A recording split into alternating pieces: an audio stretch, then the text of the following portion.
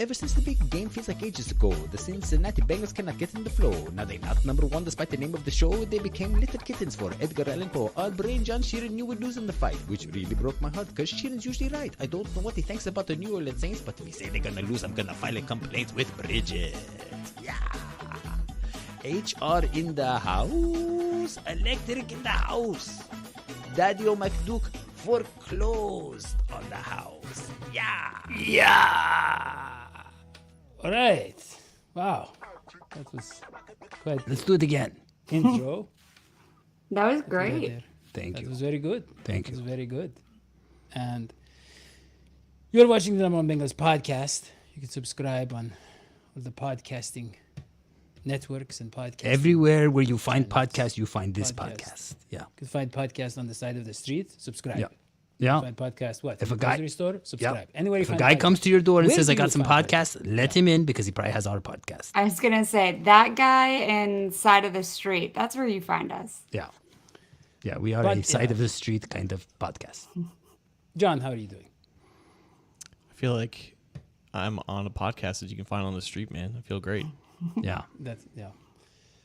You can get a lot of great deals on the streets, and this podcast is a great deal. It's free. Yeah. Unless you can make it not free. If you're a good person, you can go to patreon.com/DHSports. We'll talk more about that later. But first, we want to talk about the Cincinnati Bengals because they just Yes. played the Sunday night football contest. And, you know, They really stunk it up. well, I wouldn't say that. I would say I would. say they were in the game up until the end. They had a couple of really nice drives, John. But the offense stalled for long periods of time. And I think you tweeted, John, that the issue is the passing on second down or the long kind of passing downs. We're not able to generate a lot. Yeah, you really read that correctly. Early down passing on first and second down, regardless of the distance to gain. Distance, yeah. Yeah, that's Exactly. the good teams in the NFL do well on those downs, passing the ball. The Bengals, to Do the not. surprise of no one, are not good, and that's definitely in my mind, like at least statistically, the most consistent problem with this team. Because even back in Week 3 and Week 4 against the Jets and Dolphins, when they scored 27 points in those games, they were still inconsistent, if not ineffective, passing on those downs. They got away with a lot of third down success, and that's where the explosive plays for the most part came from. But as we saw in this game, no explosive plays to be had. You continue to just shoot yourself in the foot on early downs and put yourself in situations where you have to convert every third down that's given to you because you can't convert first down on first or second down. You're going to lead to 17-point outings when you probably should be scoring north of 20 points. So it's a huge problem, and I think we all can kind of determine where like the issues that lead to that problem are. But until it gets solved, like it's going to be hard for this team to compete with the best offenses. Well, I had the thought while I was watching the game.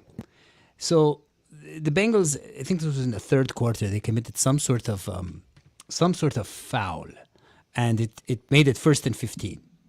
And at that time, I was thinking, thank God it's 1st and 15 because they're not just going to shove the ball into Joe Mixon's heart and make the man run for a yard and get killed.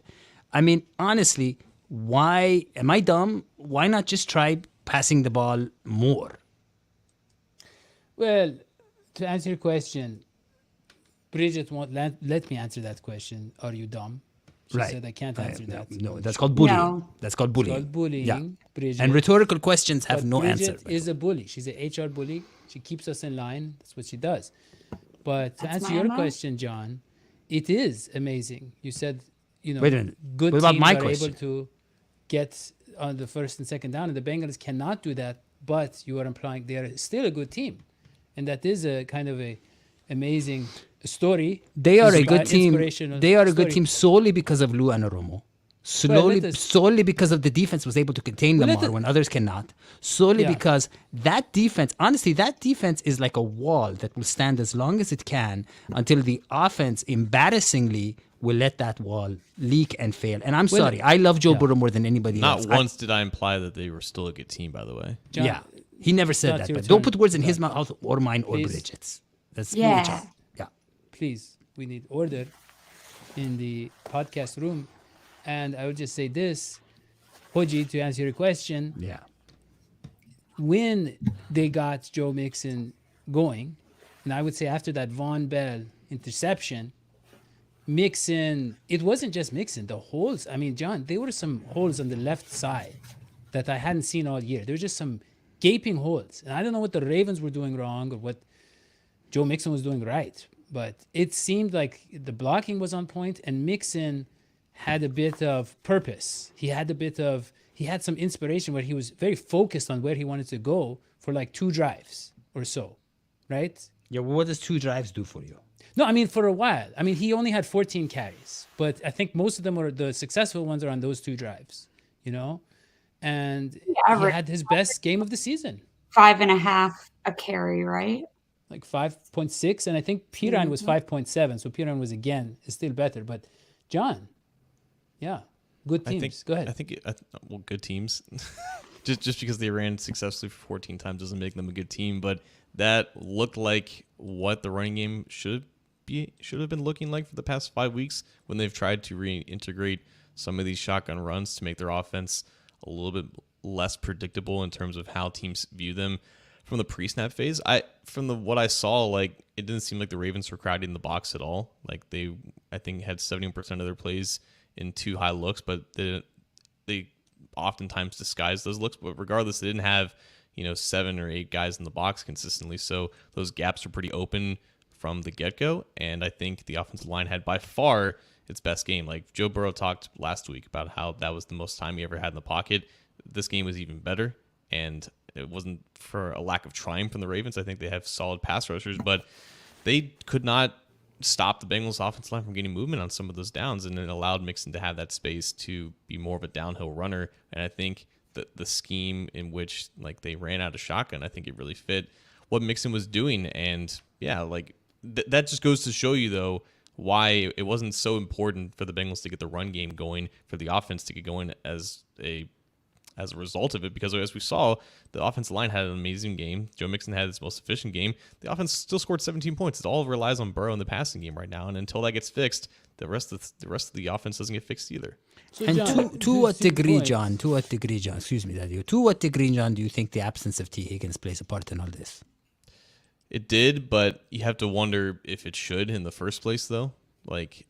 Not every offense in the NFL, not every good offense in the NFL has 3 high-quality receivers. Exactly. 2 that are as explosive as Higgins and Chase. You would think that just with Chase and Boyd and Hayden Hurst, who clearly played with a chip on his shoulder, that would be enough to stretch the field against any defense, regardless if it's the Ravens defense. I do think that my biggest concern with this game was the fact that the Ravens had a new defensive coordinator in Mike McDonald, and they weren't really sure what scheme he was going to run out there. They are used to playing against man coverage and blitz heavy schemes against the Ravens, and the Ravens did anything but that. They played a ton of zone, and they didn't really rush more than 4 guys, and that's the recipe for success against the Bengals offense right now. And I think that because they didn't have any experience playing against this Ravens team with that scheme, they were going to be looking for answers for most of the game, and that seemed to be the case. But yeah, not having Higgins out there doesn't make the offense better. You would just still expect Jamar Chase and Tyler Boyd to produce and to be asked to stretch the field more than they did.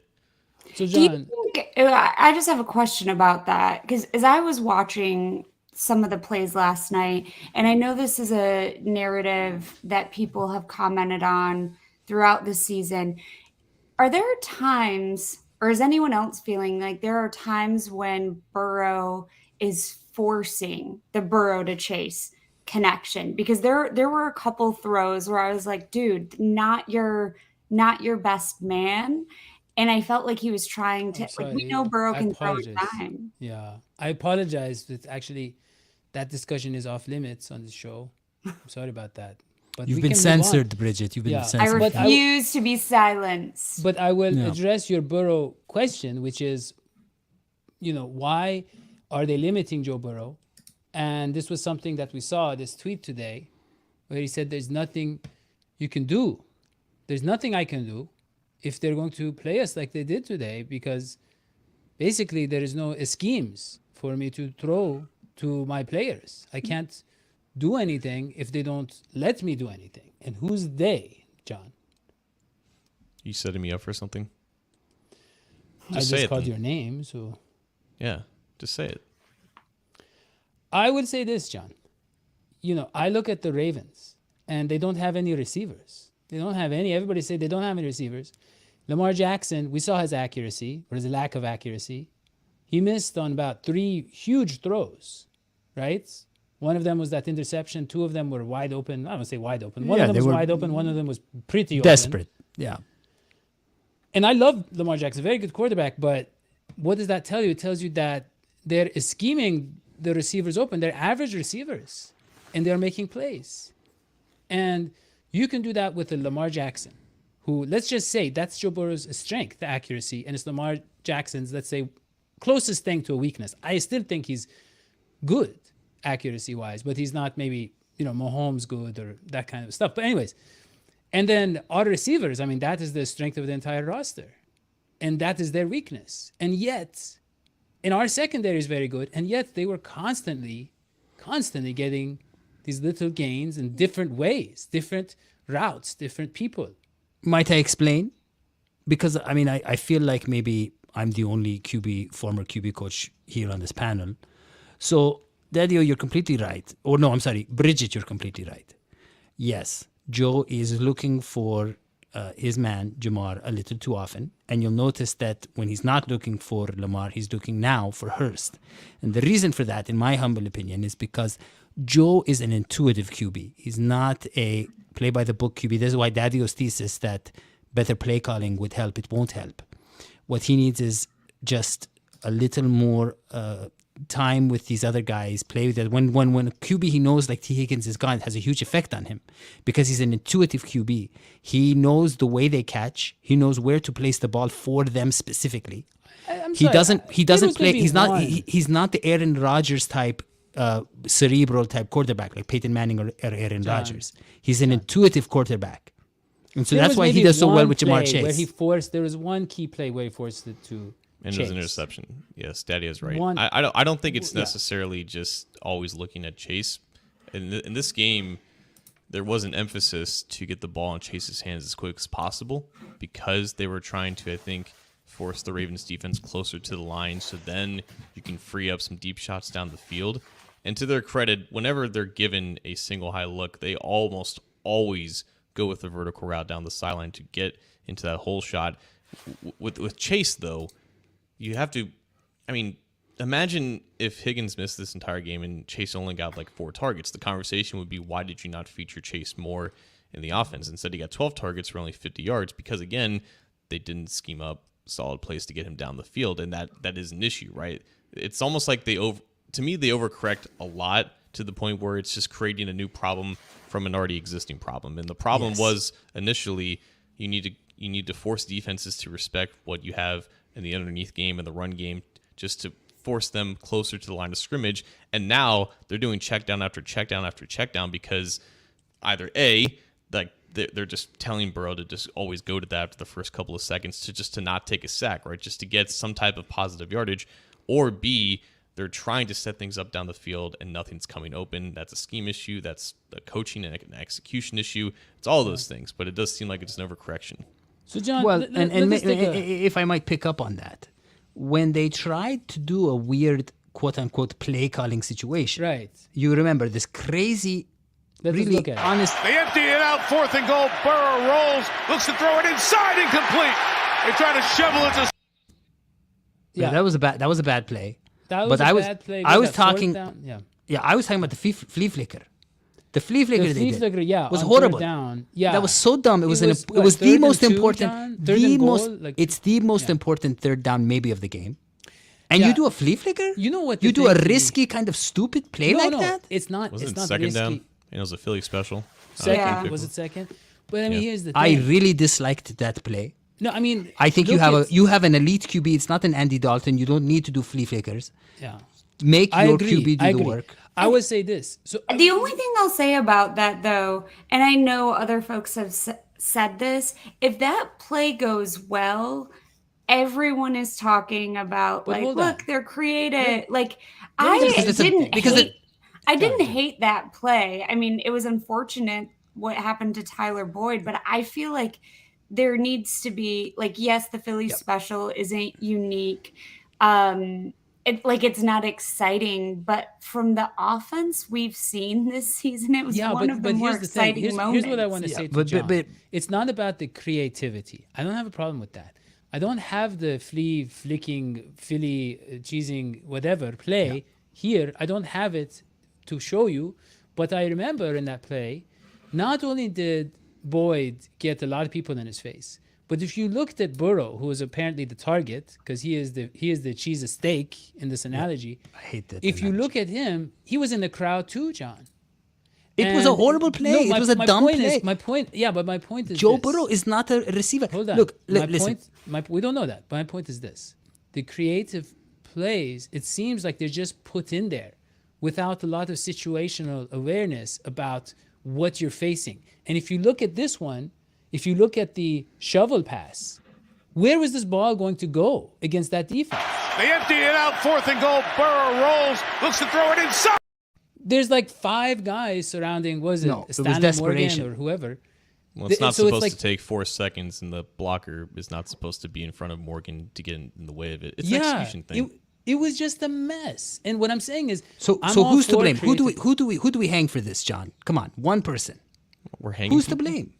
Who is to blame? We're not hanging anyone. We're not in the village. It's This is in the the problem. manual. This is the problem of discourse, man. Football talk analysis has become so bastardized and so just plain stupid. Sorry, because I meant who do we behead? Oh, okay, that's better. It's all results based. Like Bridget's right. I think Daddy was right to an extent, man. Like if these things work, then this is not what we're talking about. But of course, after last week, after the Thursday night game, when they still had clear issues sustaining drives on offense, no one gave a crap because they scored 27 and they had some exciting plays. These issues have persisted all week, all season, I should add. Like they haven't just gone away. Like we have to look deeper than just what the actual results are. John, Okay, but who? Like when a play like that goes bad, is it the offensive coordinator, head coach, quarterback? It is who whoever is responsible? is calling the plays. And in this situation, Zach Taylor is spreading out the blame. He's saying we all call the plays together. I'm just No, but the Daddy, voice. it's bigger than that, right? It's not just calling that play in that situation. It's actually how do they practice that play, right? What do they see? That's true. That's true. Yeah, But I'm saying that's what I there's mean. a feel. I think the best play callers, if you look at the Andy Reid, right? He has like an encyclopedia of plays. But it's not just about having all those plays. It's about having a feel for the game and what you're seeing on the defense. Okay. And who's responsible for generating that field, Daddy? That was my question. Feel, that appears that voice is Zach Taylor. He's the final say on generating. Well, of course, that he's the play caller and the head coach. Yeah. But people. It's a very West Wing mentality to be like, okay, who's the person we're going to blame? Like there's lots of blame to be had. I feel like John and Bridget are saying hang them all, and I don't like I'm that. saying hang no I'm a one. man I of think peace. John I'm and a man I are of saying peace. hang no one. Shoot Everybody them has some culpability, and So- everyone can improve. I think Not just that. People. I think the general idea is that Zach is in over his head because he's still a 4th-year head coach who's trying to call plays, and he's got too much, I guess, food on his plate to handle all these responsibilities. And that's still like the general narrative with it. And I understand that because he does have the title of play caller, but this is not all on him in the sense that not all these responsibilities are falling on him. The guy that people want to replace Taylor with as play caller, Brian Callahan. Everyone I've talked to about this situation has told me that his primary, like the majority of his influence is in the red zone. The red zone is exactly what people are talking about their ineptitude last night. So are we saying that the answer is to give every single iota of play calling responsibility to the guy whose responsibility for the red zone? I wasn't sure if you said this or someone else, that maybe there's just too many cooks in the kitchen. So it's to give Zach Taylor complete autonomy with the playbook then. Or Joe Burrow. No, Joe Burrow is a player. You can't do that. You can't put that on his. That's too much for one. Peyton Manning. John. Even Peyton, could he really do that? Peyton couldn't do it in the third year anyways. John. Yeah. Look at this. So it's 3rd down and 8, and look at what we have dialed up. Matchups all the way across. Pressure comes from the edge as well. Burrow protected.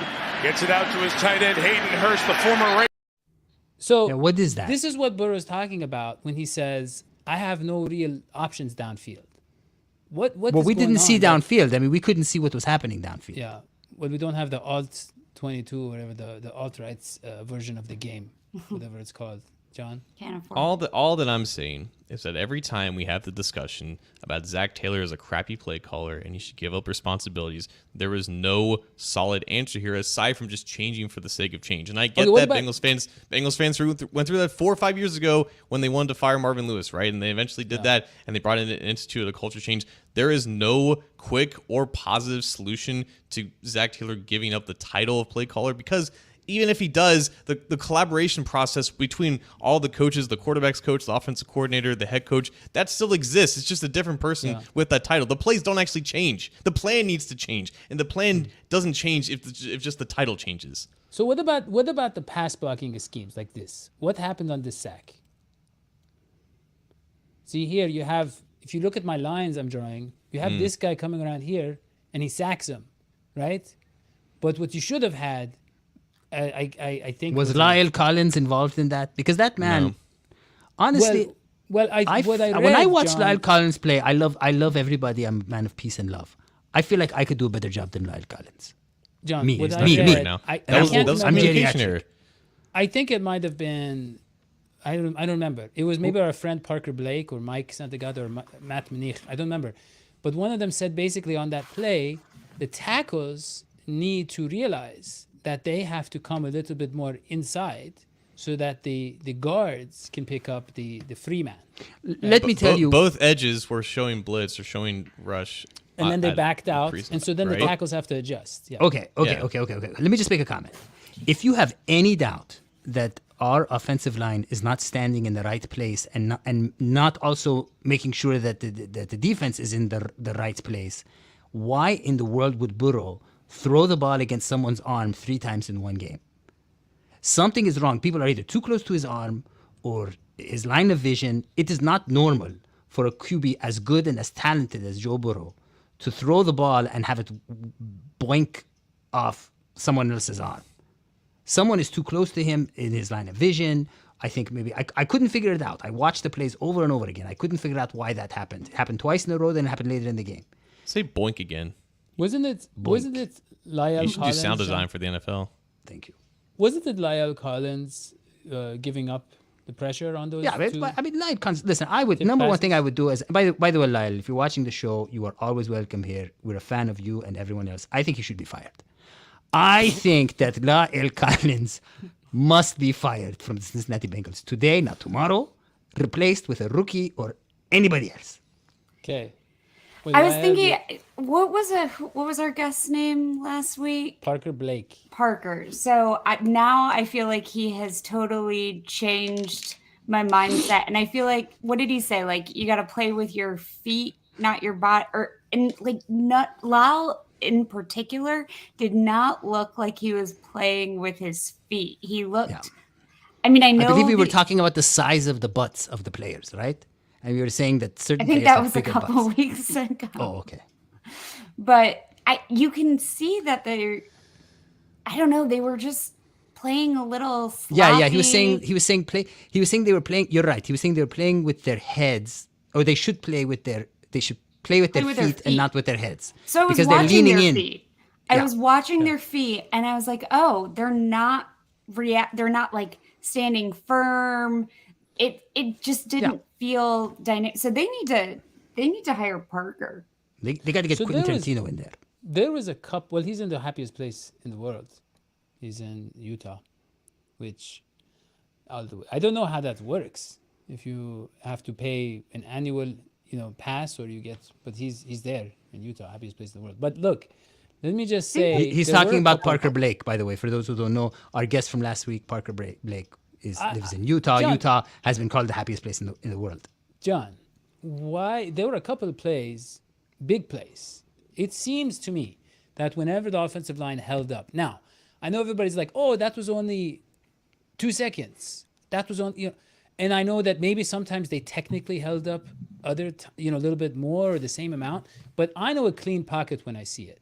Yeah. And a clean pocket, different things get called a clean pocket, but a pocket that the passer can comfortably sit back and throw, even if it's just 2 seconds, but enough focus, nothing in his vision, is what I call a clean pocket. And there was a couple of cases of that. So let's look at the Hayden Hurst touchdown. Friendly words back and forth. Burrow throws over the middle. It's caught by the former Raven, Hayden Hurst. I mean, well, first And- of all, look at that pass, and second of all, look at that hustle by Hurst. Hurst is turning out to be one of my favorites. But it's just, That you know, man is when delicious. I see that, John, it's weird. It reminds me of an Andy Dalton touchdown, because Andy Dalton, his big plays usually just came when the pocket was almost perfect, you know? And you have Joe Burrow just hanging out and waiting for the opportunity. Then he strikes. And it's very nice to see. It's very refreshing. I hadn't seen it in his first 2 years, you know, early in this season either. Look, Joe Burrow has been told by someone, I don't know who, to throw on the run less, to maneuver out of the he pocket has the less. chance to. Here, let's look at the Mike Thomas long game too. Tyler Boyd, T. Higgins have not been targeted yet tonight. Burrow throws, it's complete. It's Mike Thomas with the catch, and on the run is Thomas. So that's another pretty standard play, right, for most teams. But for the Bengals, John, correct me if I'm wrong, that is something new that we're seeing, where they're holding up and letting him go through his progressions, and he's hitting his fourth, fifth options on those plays. I think the protection's been fine for the past few weeks. It's not what's been holding the offense back. With that one, it seemed like the Ravens were playing really off, and I think they just ran like a bunch of deep hitches. So Thomas just had a clean area to catch the ball and turn upfield. Good play by him. You know, the Ravens were playing a zone, is what the announcers were saying. Chris Collinsworth was saying, and he said they were not usually playing a zone. Now, I don't know what that means, but they won. They were, yeah. I mean, the whole field is the play zone, if that's what you mean. No, I think Blake were was on all- all of it. But no, seriously, I'm with you guys. I don't know quite what the problem is, but I do know that, you know, Joe Burrow is not the kind of guy that you're going to expect, to do things that a very mobile QB will do. He is mid-mobile. He's not very mobile. I don't think. No, I disagree. I He know needs that he needs to no. sit back and just, There's different types of mobile. And Joe Burrow is like, I don't know, John, before he was drafted, you know, you said Tony Romo. A lot of people said Tony Romo. I can see that.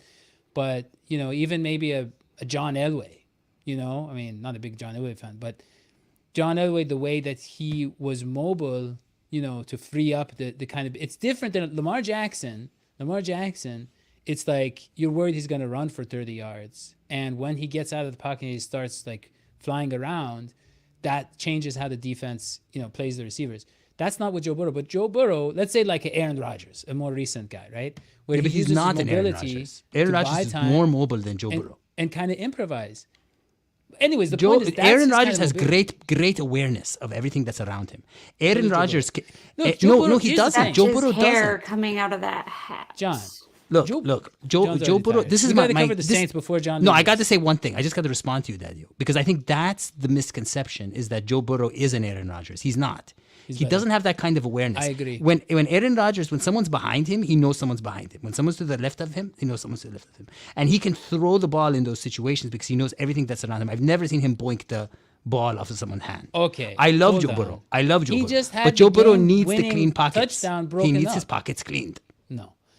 Joe Burrow, for some reason, is not seeing what he wants to see down the field, as John said, in the first and second downs. no one sees there's that. There's not the opportunities in terms of whatever there's play calling or That's an excuse. he's not seeing it.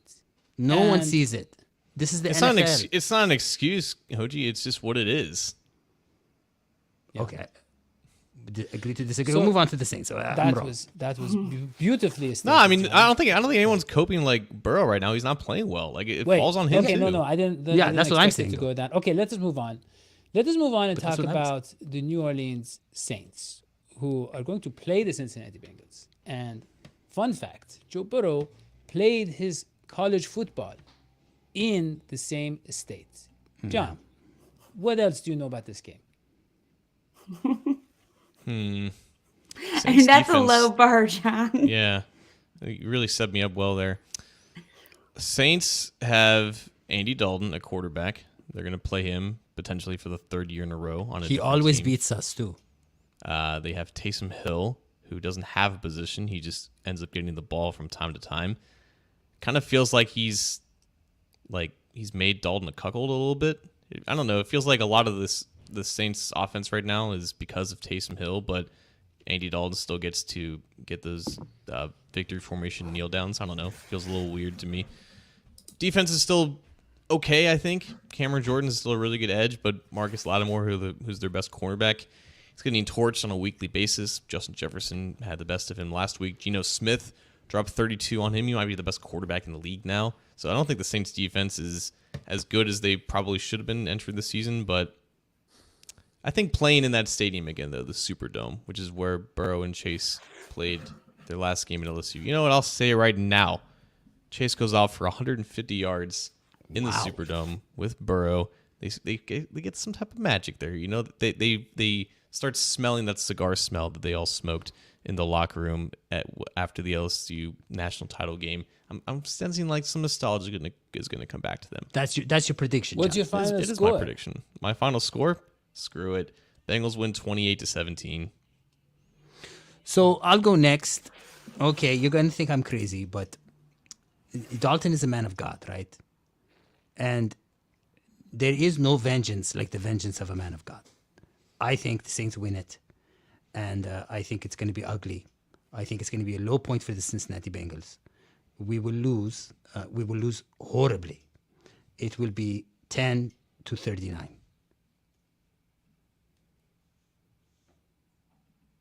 Daddy, you're muted. You literally silenced Daddy. Bridget. Yeah, so now the jinx is up, right? I said we'd lose and we lost. So I had been 0-4 or 4-0, depending on how you go with it. I love this team and I love the Bengals and I am Houday Nation all the way. I am going to be a little bit closer to Hoji. I think what I saw, we are in a momentum team. I've said that for a lot of years. Regardless of the culture change, we're still a momentum team. I think we are not going to have the momentum we need coming out of this Sunday night. I think it's going to be, I would go 21-17, but I would say it in favor of the Saints. But I will be in New Orleans, so if anyone is there, come find me and tell me why you think otherwise. I'm sorry that we have to agree on this. Yeah. Yeah. Something about Joe Burrow. He looks tired. He looks stressed. He looks like he's sick of the game. It's not the Joe Burrow we saw last year. Did you see the bags under his eyes on the close-up? Like he looked tired. He seems something is off with the young man. He does not look like his cheery. He looks, he doesn't look like the Home Alone kid anymore. I mean, look, I will agree with you guys, honestly, with Bridget and Hoji, that I feel like that Joe Burrow, he would feel sick to his stomach after the game. It is going to be one of those games where he's just going to feel sick. And I think final score will be 45-13 Bengals, and the player of the game will be Joe Burrow, who has 6 touchdowns this week. So how is he sick? You're right. Okay, what do you mean by sick then? What did he's you? going to be sick of winning. You know, you're going to win so much that You're sick of it. Yeah. Yes, we all know the famous quote. Yeah. You fascist. But look, if you are sick of this podcast, good news. We are done talking, and you can subscribe and leave 5-star review and leave money if you go to the different Patreon. Smash the like button and put a comment comment in the comment section. And I would look, like to hold know on, who should hang. Something. Who should we hang? We had -4 subscribers last month. That is fascinating because we had thousands of views and people are unsubscribing. Like, if it is crazy that nobody subscribes to our show. It is free. I don't know how to tell you. The subscription, maybe I talk too much about money. The subscription is free initially. And so just subscribe to our YouTube channel and do that. If you don't do that, Hoji is going to use some of that, whatever that magic he was talking about with the wrath of God or whatever. He's going to get Andy Dalton to do that. I don't think he's using magic. I think he's going with his bare hands. He's hanging people now. Like he's on a violent spree. Yeah. He is. Should we do something about this? It's a language thing. That's in Village Island. That's how we speak about it. When you want to say blame, we say hang or behead. So there you go. Yeah, And- but I really would like for you to know in the comments: is it the coaching? Is it the Burrow? Is it what? Is it the offensive line? Is it Lyle Collins? Who is it that we Is blame? it a lack of DJ Reader? Is it the lack of DJ Reed? Lots of things. Lack of DJ Higgins? What's going on? Okay. So yeah, what is going on? And with that, we will end the show. So thank you very much for listening. I'm Daddy McDuke. I'm joined always by Dr. Hoji Electricus Moji and the other two, John Brain Sheeran and Bridget the HR Jankars. And yeah, so subscribe, like, share, leave comments, do all that kind of stuff. Go follow John's stuff on City Jungle and follow all of the rest of the gang on Twitter. We'll see you next time. So long. SVT.